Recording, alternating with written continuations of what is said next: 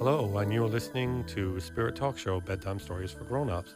I'm Doyle, I'm the host. Every week, we are reading AI generated stories that are generated on the spot, never heard again, never read again.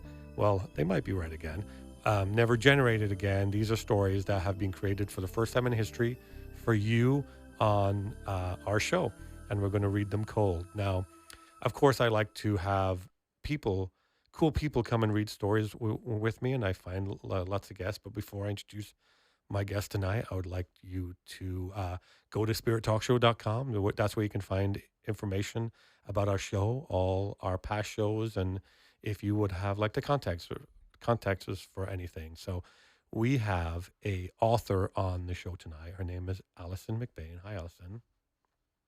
Hi, Hi. it's great to be here. So, so this is a topic that's close to your heart, AI and storytelling and AI and authors. So can you talk a little bit about that?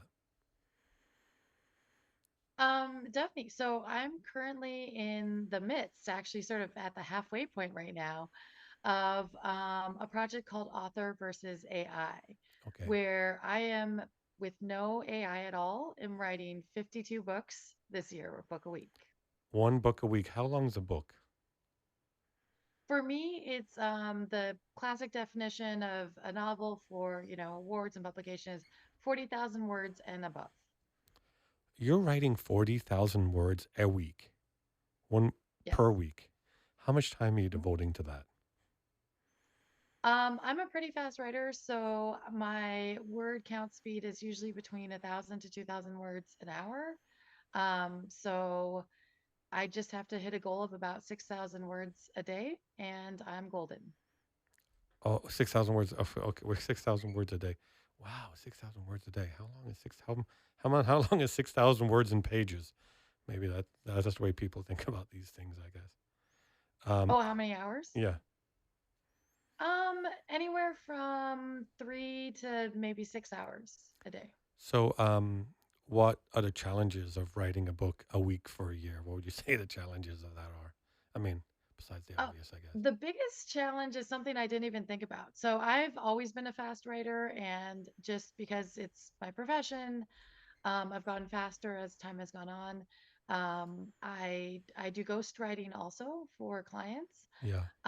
So basically, the challenge I didn't think about was that for most of my books, I have a pause in between, or I have a specific deadline I have to sort of push for, and then after that, I might have a break and then think of my next project.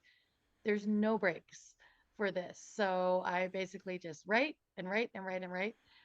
So I found I think it was like the fifth or sixth week, Mm-hmm. I was starting to get some of the characters confused. So Oh, yeah. That's I was yeah, I was like, oh, I'm writing about Madeline. Oh no, wait, that was last week. Madeline is not in this story. I have to make sure that I don't put her in this story. I imagine. Yeah, that would be wow. So, and also, I would say, think personality traits from characters from different books too, because if you're writing a book on Tuesday for a character you spent a week with, it would be hard not to write that character's traits into these characters, right? Um, It's sometimes hard, but I'm a planner. So basically, part of the legwork to get this project done is I spent months beforehand doing full outlines for all my books, doing character sketches for all my books. So when I start on every Monday, I just open it up and I sort of immerse myself in everything that I had prepared. And so I can start fresh with new characters, new storyline. I just have to make sure that I don't let other things creep in. So I'm presuming that you're writing on Monday morning. So writing books is your profession. It's what you do professionally. It's how you earn your money, how you earn your income. That is your profession. That I sort of wear a lot of hats. So I'm Okay. also an editor and ghostwriter. So basically, in addition to writing books for myself, I write books for other people and also edit them. Okay. So I know we spoke a little bit about AI and AI story generating, and I'm not meaning my show to any way encroach on authors. I just think they're silly, funny stories to read with people. And so What advice would you give to authors who are feeling threatened by the rise of AI in the creative fields? Can you think of anything like that? Well, one thing is that I don't think AI in the near future will replace authors. There are some things that AI is not that good at, and I'm sure you've come across this in your show Hmm. reading some of these stories like dialogue. That AI is generally not that great at dialogue Yeah. because it has a lot of quirks. People don't talk in complete sentences Hmm. and they aren't always logical. So there are things like that where AI cannot replace the creativity of real writers. Okay. So yeah, and people who want to write for the love of it. So write as if no one will read your writing. Write for Yeah. yourself. And if it gets published and becomes a bestseller, yay. If it doesn't, you're still writing because you love it. Okay. Yeah. I know there are people who do these things because they want to be JK, right? Um, JK Rowling. But yeah, but I think like everything, we all do a lot of things that don't always make a ton of money, but they're passion project. Hey, you're on one right now. So spirittalkshow.com. So, okay, well, I'm trying to think if I have any interesting s- questions. I had AI generate questions to ask you based on your profile. And so let's see. Some of them are very kind of like, I don't think I'll ask that. And it's saying like, what advice would you give to someone who wants to publish? Those kind of generic questions. But some of them, Mhm. I think I've given you the three or four that have. So I think we should read some stories. Would you like to see how you are? Uh, is this like I'm going against your 52 weeks of not using AI that you're going to read these AI generated stories? Are you breaking the pledge? I am not actually because I'm not including this in any of my books. Oh yeah. So this is just for fun Okay. and to see what AI might do with some similar storylines. Okay. So okay. Well, let's see. So we're going to start with the story that I took your bio and I told ChatGPT write a story based on your bio. So this will be the first time you're reading it and the first time I am hearing it too. So are you ready to read? It starts right there. Okay, I'm Okay, ready. go ahead when you're Y- ready. Okay, awesome. It is called A Creative Life. Should I read the setting or? Yeah, read the setting too. Yeah. Okay. The setting is a cozy home office adorned with colorful sketches, awards, and a hint of chaos. Crumbs from kids' snacks and art supplies strewn about. My goodness, I think AI went into my house. Yeah. Okay. I always like to ask after the first sentence how accurate is it, and most people say spooky. So okay, and probably AI is in your house anyway. FYI, if you have Exactly, if you have an right? iPhone, you're carrying them around in your pocket. Yeah. That's true. So back to the story. Okay. As the morning sun peeked through the window, casting a warm glow on the stacks of books and papers, I sat down at my desk, sipping my coffee. I have no idea, I thought, chuckling to myself. I just work here, haha. With a dual Canadian US citizenship and a Japanese American mother, my life felt like a series of cultural threads woven together into one beautiful tapestry. Each thread held its own story, much like my eclectic background. Growing up in California, I was surrounded by diversity, which ignited my passion for storytelling and informed my writing. I'd never been short of inspiration. I glanced at the drawing my daughter had made just the other day, an imaginative scene of fairies dancing in the moonlight. My heart swelled with pride. It reminded me of my own creative beginnings. At age 4, I had penned my first self published horror story about a monster hiding in the closet. My family had praised it, of course, and while they were my first audience, I had since gathered accolades from those who had no family ties to me. Yet that initial story still held a special place in my heart. With a BA in African history and classical literature, my writing journey evolved. I had delved into various genres: literary, romance, horror, science fiction, fantasy, history, and adventure. Over 200 short stories and poems later, I found joy in blending serious themes with lighthearted tales, from the whimsical to the poignant. In 2018, my debut fantasy novel, The Rose Queen, was released. It was a gender swapped retelling of Beauty and the Beast, and I relished creating worlds that challenged conventions. Shortly after, I published Enchantress of Books, a collection of fantasy short stories that danced with imagination. But my latest project, The New Empire, truly excited me. What if the Chinese Empire had created or had established contact with North America centuries before Europeans? The historical implications sparked my creativity, and I poured my heart into reimagining the past. When not immersed in fiction, I lived by my mantra: do something creative every day. I served as the associate editor at Scribes Microfiction, where I reveled in shaping the works of emerging writers. I also blogged about local events, hoping to connect with my community. And I drew a parenting cartoon that captured the chaos of raising three spirited daughters. My life was an endless cycle of creation, even as I juggled the responsibilities of being a mom. Yet, some days felt overwhelmingly hectic. On those days, I turned to origami meditation, folding intricate paper shapes while my daughters joined in the fun, transforming our living room into an art studio. Sometimes the walls themselves became our canvas as my kids enthusiastically joined me in drawing, leaving colorful doodles all over our home. Despite the chaos, I cherished these moments, knowing they would one day be memories. We laughed, created, and connected, weaving our own stories into the fabric of life. As the sun set, I closed my laptop, feeling fulfilled. I thought of my eclectic background and the journey that brought me here. Each misadventure, each story had led to this moment. A life rich in diversity, creativity, and love. I may not have all the answers, I mused, glancing at my daughters as they proudly displayed their colorful masterpieces, but I certainly know how to work with what I've got. And with that, I smiled, ready for whatever story would unfold next. Okay, well, that is the story that AI came up with from your profile, from your website. So, what do you think? I'd say it's fairly accurate, especially the chaos. There's a Okay. lot of chaos in a household with three girls. So, are your daughters like young or are they like teenagers now? Everywhere from 8 to 14. Oh So it's yeah. boy, I have a 9 year old. I have sons, but I have a 9 year old to says 17, and that's enough chaos. Imagine three Yeah, girls, I bet. 8 to 14-year-old girls. How are you awake right Yeah, now? Where are I you know, on? right? Are you in California time, or are you? I don't know where you're located right now.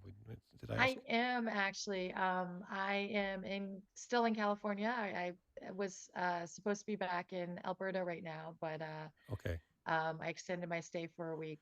but But you grew up in California, Southern California. I did. Okay, because my ex-wife is from Huntington Beach, so I used to live down there too. So Oh, okay. I'm northern actually. So I'm in the Santa Cruz Mountains, oh about an hour south of San Francisco.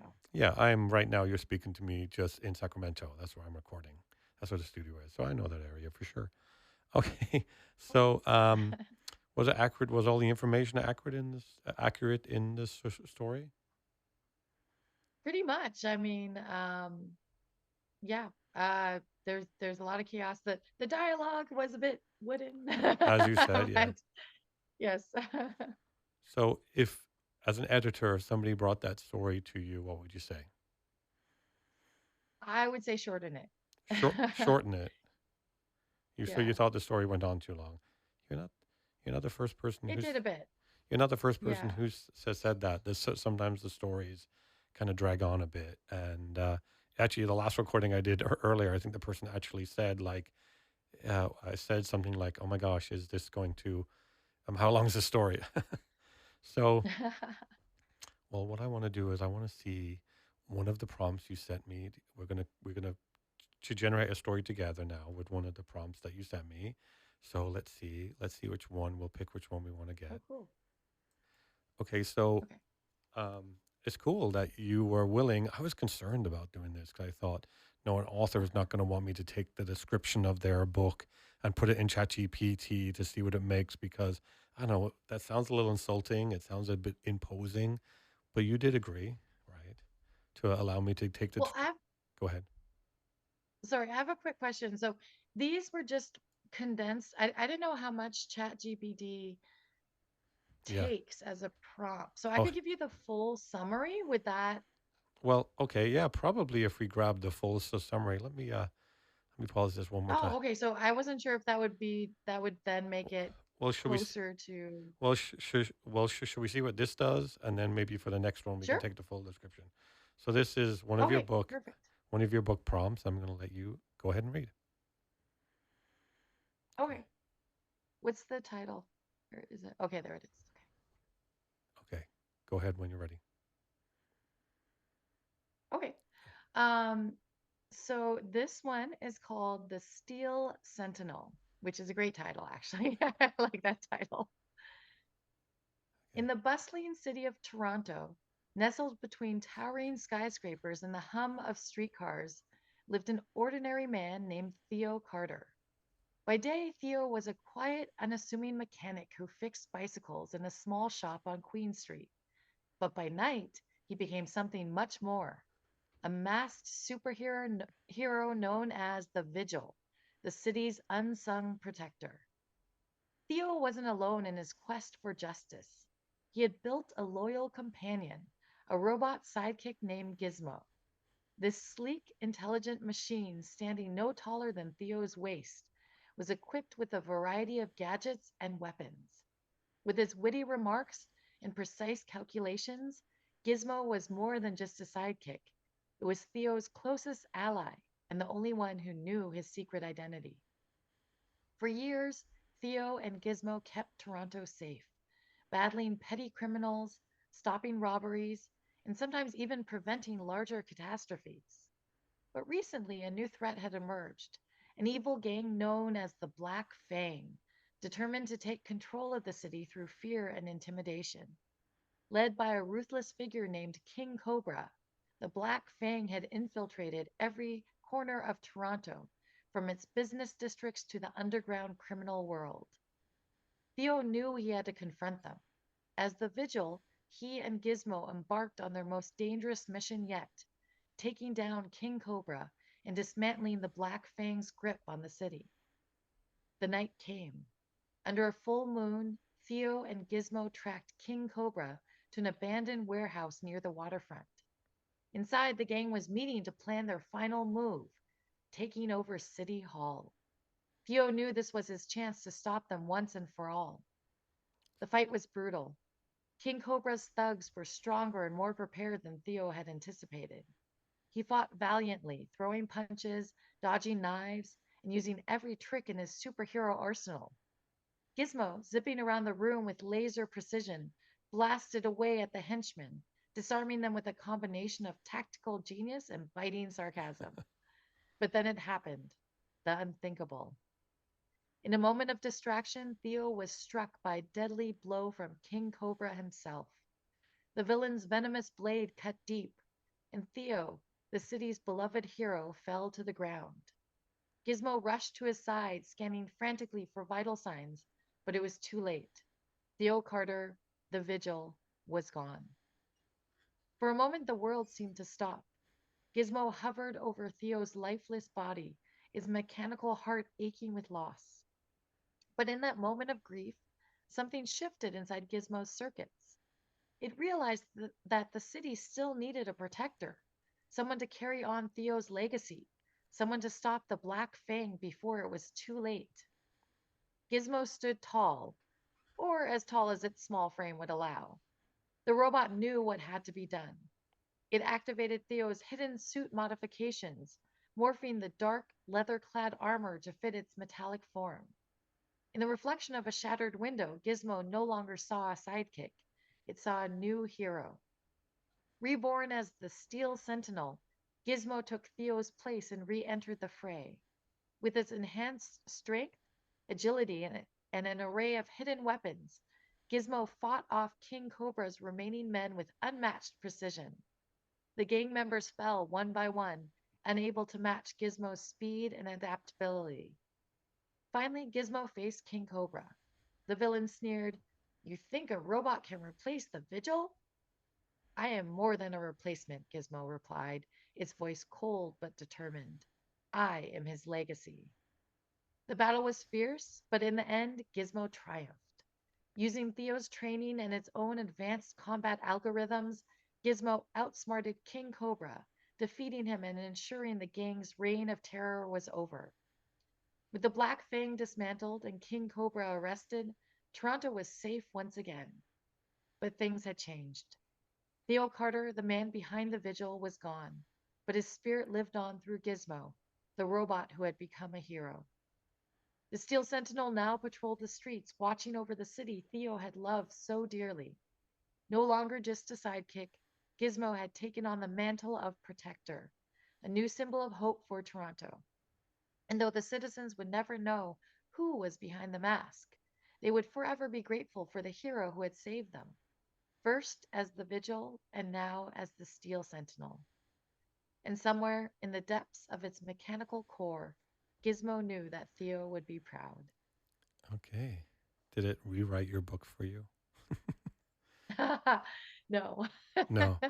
Um, I thought it was a sweet story, but I do see what you mean by it. It did seem a bit long, like it could have ended two paragraphs before, but what was your general impression of the story? It was fun. Um, but this is another thing that I think AI has not yet caught up to human creators is it doesn't have a very uh, strong level of detail. So it's very general, like, so this is it's sort of more like a summary of a story rather than a story Hmm. itself that drops you into it. It's fun. It's definitely fun, but you'd never get the sort of camera zoom in level of detail that you get with human creators. Yeah, quite frequently it'll write a story and it will do lead up, lead up, lead up. And then they'll have one paragraph that says, and then they went on many adventures and they learned that when people, it goes to the conclusion. So there's one sentence saying, and they went on many adventures and faced perils. No details about that, right? Which is the part that people would actually probably like to get details on. Okay, so that was the description of one of your stories, but I want you to grab, if you have it handy, or I can find it, the full description of one of your books, and we're going to see what I can produce when it has everything that the person who wants to buy your books reads, right? Okay. Sure, So, yeah. so What genre would you like? I have almost every genre. well, I mean, in the ones you sent me, I think you were talking about a horror one. Was that like the one at the end here, the horror one, or did you want to do a different one? Okay, let's have a look Yeah, here. maybe a different one. That's actually about as much of I had as I have because it was a short story in a collection. Okay, okay. Well, let's see what we have here. Okay, and I think I'm going to read a story here, and it looks like it's a rhyming one on one of your prompts. Thank you. Uh, Once in a house on the edge of a hill moved a man known for bloodlust and skill. But he wasn't alone, no, not in that place, for a ghost lived there too, with a kind, friendly face. The ghost's name was Gus, a spirit of cheer, who haunted the home for many a year. He never caused harm or a stir or a fright, just watched old TV shows by the dim candlelight. That was sweet. But then came the killer, dark-hearted and sly, with knives in his boots and a gleam in his eye. He grinned at the shadows, all shifty and grim. And Gus, who watched, whispers, "Oh no, not him." The killer unpacked his bag full of blades, with sinister tools for gruesome charades. Hmm. As Gus hatched a plan, though he'd never known strife. After all, he had spent years post ghostly life. That was funny. He started his pranks, harmless at first, but the killer just sneered things went from bad to worse. Gus tried slamming doors and rattling chains. He whispered cold secrets right into the drains. That line was kind of creepy. But the killer just laughed, enjoying the thrill.